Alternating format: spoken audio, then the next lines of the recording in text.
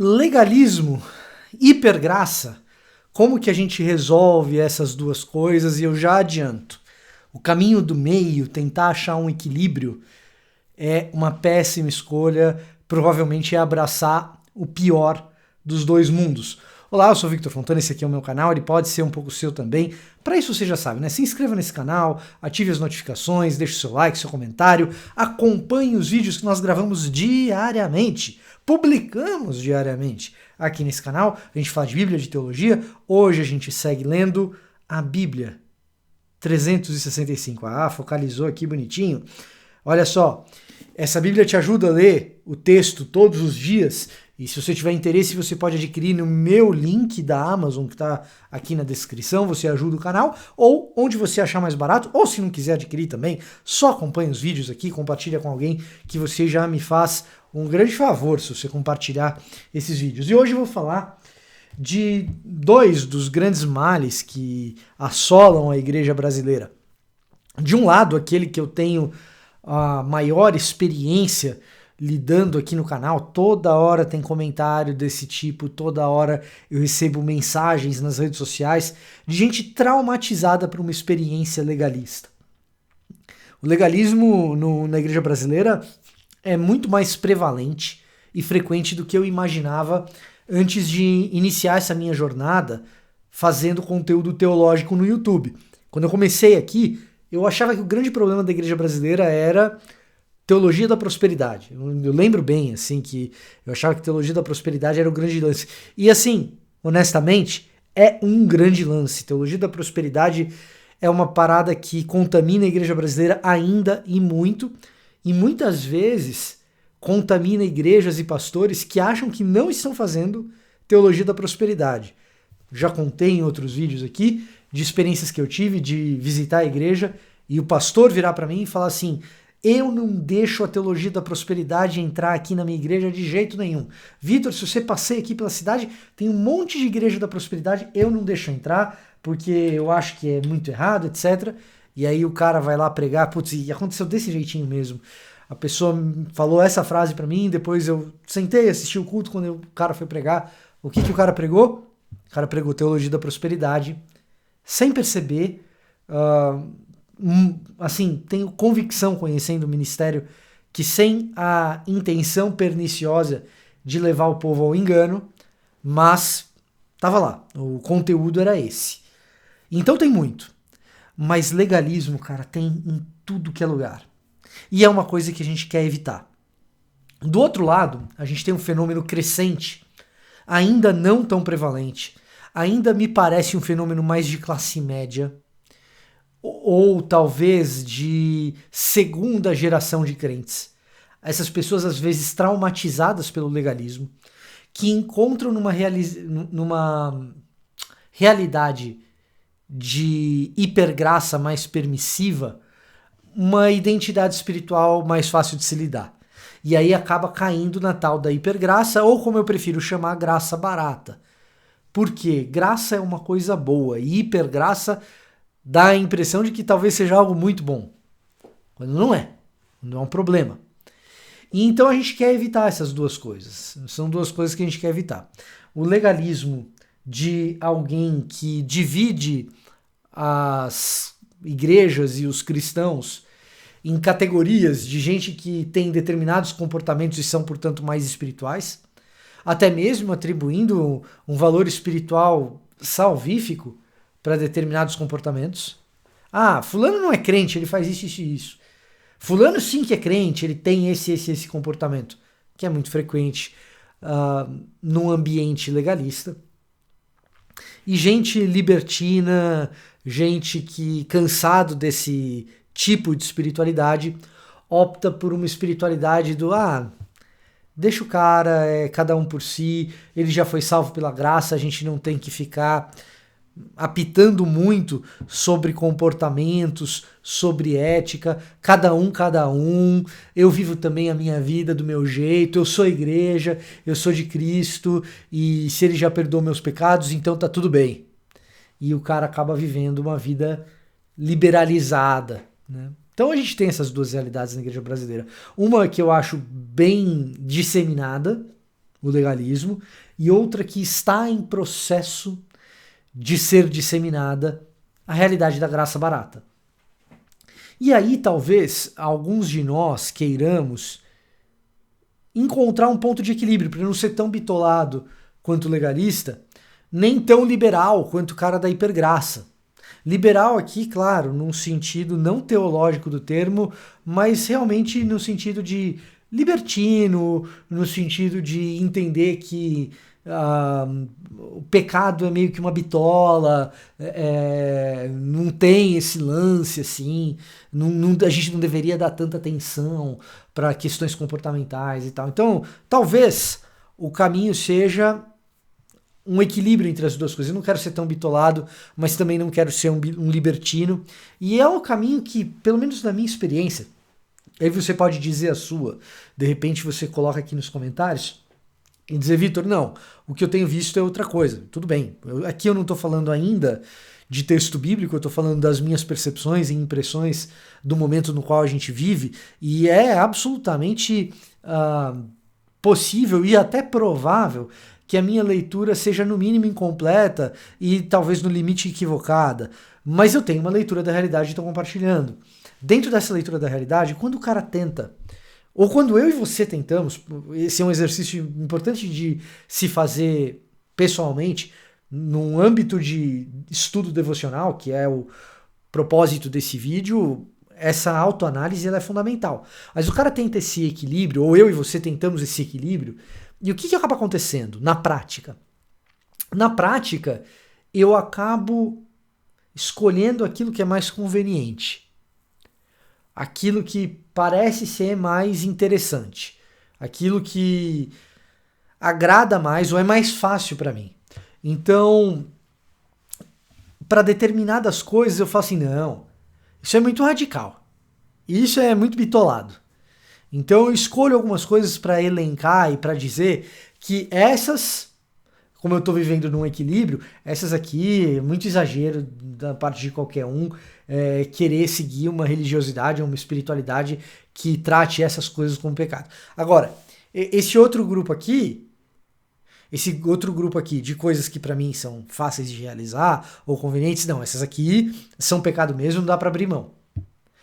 E no fim das contas a gente acaba montando uma espécie de lista de pode ou não pode, de sim ou não, que ela é montada não nos moldes do texto bíblico, mas ela é montada à minha imagem e semelhança. E aí eu vejo muito isso por aí, e às vezes vejo isso em mim mesmo. Na tentativa de exercer um equilíbrio a partir de uma visão, a partir de uma percepção correta de que existem extremos do legalismo de hipergraça, na tentativa de construir uma visão mais equilibrada, no fundo, o que a gente acaba montando é um novo tipo de legalismo com pitadas de hipergraça montado à minha imagem e semelhança. Numa espécie de buffet de comida por quilo, em que eu coloco ali o ovo de codorna, coloco a mussarelinha, escolho ali o meu bife, mas eu deixo a rúcula e de repente a dobradinha de lado e vou lá pesar e estou muito feliz com a minha espiritualidade. Então o tal meio termo, o tal equilíbrio entre o mundo legalista e o mundo da hipergraça se torna um meio termo à minha imagem e semelhança do jeito que eu gostaria que fosse. E, portanto, eu acabo ficando, no fim do dia, com o pior dos dois mundos, porque eu sigo sendo legalista com quem comete os pecados que me desagradam e que para mim é fácil evitar, e para mim são pecados assim que eu consigo escapar com uma certa facilidade, e eu tenho uma tolerância muito grande com pessoas que cometem o mesmo tipo de pecado que eu cometo, sabe? Então, quando você fala, não, eu tenho que ser um cara equilibrado, esse equilíbrio muitas vezes escolhe o que existe de pior nos dois mundos. E os efeitos deletérios são dobrados. Porque nessa a gente acaba perpetuando para nós mesmos uma vida libertina e perpetuando os traumas que uma comunidade legalista exerce, porque eu continuo sendo legalista para algumas coisas. O exemplo clássico disso é o legalista que é muito ferrenho com pecados sexuais, E ele é muito tolerante com alguns pecados de ordem financeira, por exemplo. Você acha isso aos montes na igreja. Você acha isso direto. O mesmo cara que é super restrito com questões da sexualidade, a hora que você fala para ele sobre conduta moral do ponto de vista da realização de negócios, o cara fala, não, mas veja bem, porque o governo sufoca o empreendedor, eu não consigo pagar todos os impostos, etc. Por exemplo. E pode ser outras coisas, eu estou dando um exemplo aqui, mas pode ser outras coisas. Então a gente tem esse dilema mesmo. E como que a gente resolve esse problema? Pô, por um lado eu tenho o cara super legalista, por outro lado eu tenho o cara que qualquer coisa tá valendo. E ainda por cima, quando a gente tenta encontrar um pouco de equilíbrio entre essas duas coisas, eu acabo gerando também uma distorção, e essa distorção também não é saudável para a vida da igreja e nem para a vida de quem pratica esse tipo de espiritualidade. Então a gente fica girando em círculos, e eu queria sugerir aqui na nossa leitura Salmo 119. Eu vou ler aqui dos versículos 1 a 11. E por que ler o Salmo 119 para tratar disso? Porque o Salmo 119 é uma ode, é um hino, um cântico que exalta a lei. Você fala, pô, um hino que exalta a lei é coisa de legalista. Não é. Não é. Vamos ler junto que você vai ver que não é. A lei é um instrumento da graça divina, um presente de Deus para nós. É isso que o Salmo 119 vai começar a nos ensinar. Ele diz assim, ó, como são felizes os íntegros que seguem a lei do Senhor. Ahá! Tá vendo como é coisa de legalista? A felicidade está em seguir a lei. Vamos continuar. Como são felizes os que obedecem os seus preceitos. Ahá! Viu só? Você obedece, você recebe a felicidade. E o buscam de todo o coração. Opa, começou uma coisa diferente aqui. Existe uma espécie de busca. Porque implícito na busca tá a ideia de que a gente não alcançou. De que isso daqui não é uma realidade alcançada. Tem uma busca, e é uma busca interna. Não é uma maquiagem daqui para fora. Não praticam o mal e andam em seus caminhos. Tu nos encarregaste de seguir fielmente as tuas ordens. Meu grande desejo é que minhas ações sempre reflitam teus decretos. Eu tenho um anseio por isso. Significa que eu consigo? Então não ficarei envergonhado quando meditar em todos os teus mandamentos. Eu te darei graças por viver corretamente. Quem é responsável pela correção da minha vida? Sou eu mesmo? Sou eu que faço? Não. É Deus, por isso eu dou graças a Ele. Eu vivo corretamente. Quem é o grande vencedor nessa história? Deus que me ajuda nesse processo, não eu que faço. À medida em que aprender teus justos estatutos, obedecerei a teus decretos. Por favor, não desistas de mim. Uai, se ele está dizendo que obedece os decretos, por que Deus desistiria dele? Porque isso é um desejo. De fato, o salmista, ele sozinho não dá conta de fazer isso. Como pode o jovem se manter puro? Obedecendo a tua palavra. De todo o meu coração te busquei. Não permitas que eu me desvie de teus mandamentos. Opa, guardando a palavra e buscando de todo o coração, ainda existe a possibilidade de que eu me desvie. E por isso, eu peço a Deus para não permitir que eu me desvie. Isso aqui é um reconhecimento claro e evidente do quê? De que a lei é boa, ela é desejável, ela é importante, mas eu não dou conta. Eu quero fazer. Eu quero caminhar. Eu quero fazer o que é certo. Eu entendo que aquilo é desejável. Eu entender tudo isso, eu desejar tudo isso, eu tentar caminhar assim, não faz de mim uma pessoa reta que impõe aos outros essa retidão e que enxerga a si mesmo e outros que caminham da mesma forma como seres superiores, iluminados, que alcançaram um tipo especial de espiritualidade. Não. A tentativa de andar em retos caminhos, a tentativa de andar de acordo com esses princípios bons e desejáveis, me leva à seguinte conclusão: eu não consigo fazer isso sozinho, eu tentei, eu não dou conta, eu tenho esse desejo, esse é um desejo que é nutrido e internalizado no meu coração, ele vem de dentro para fora, ele não é uma casca, mas sozinho eu não dou conta. De tanto tentar, eu percebo que não dá. Então, quem pode me ajudar? O Chapolin Colorado? Não. O mesmo Deus que me deu a graça de conhecer o que é certo, é a Ele que eu apelo para que eu não me desvie daquilo que Ele me ensinou. Essa é a ideia de graça. De tanto insistir, de tanto tentar, quanto mais eu tento, mais eu percebo. Quanto mais nós tentamos, mais nós percebemos que não damos conta e que somos absolutamente dependentes de Deus. O que me leva a uma conclusão que pode estar equivocada, uma conclusão meramente minha, mas de que muito legalista, no fundo, não tenta. Porque se tentasse e fosse sincero, saberia que não dá conta. E não ficaria por aí impondo aos outros esses legalismos todos.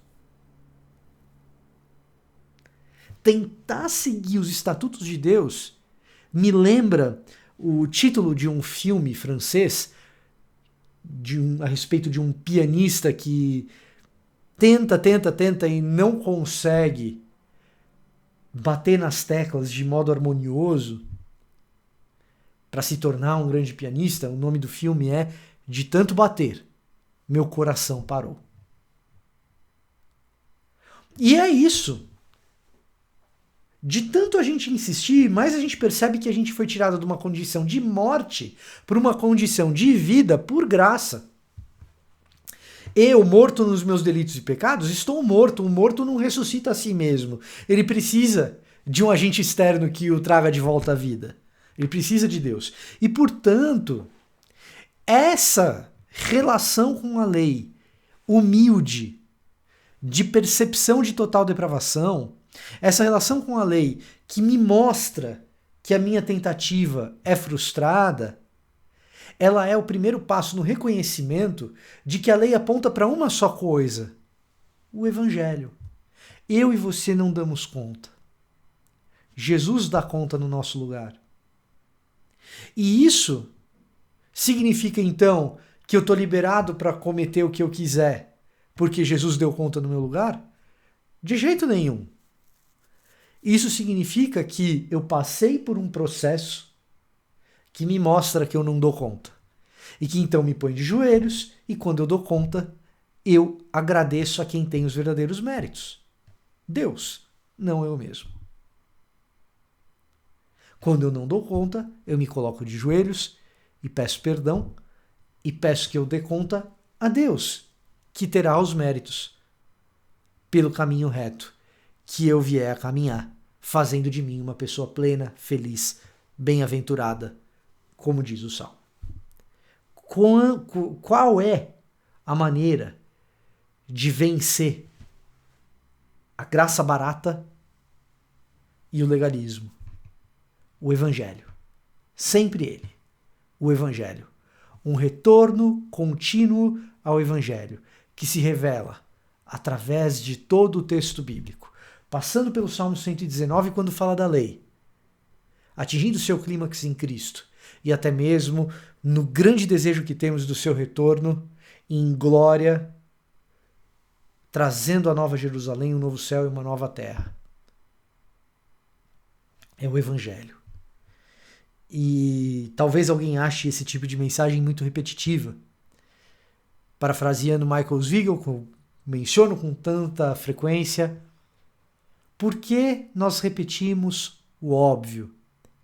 Porque se a gente parar de repetir, talvez deixe de ser óbvio. E a igreja brasileira talvez já não enxergue mais como óbvio o Evangelho. E isso é muito triste. repetir o evangelho, repetir o evangelho, repetir o evangelho. Não pense que repetir uma boa notícia se torna mal porque é algo repetitivo. A notícia é boa, afinal de contas. Esse era o meu recado para hoje. Eu vou ficando por aqui. Até a próxima.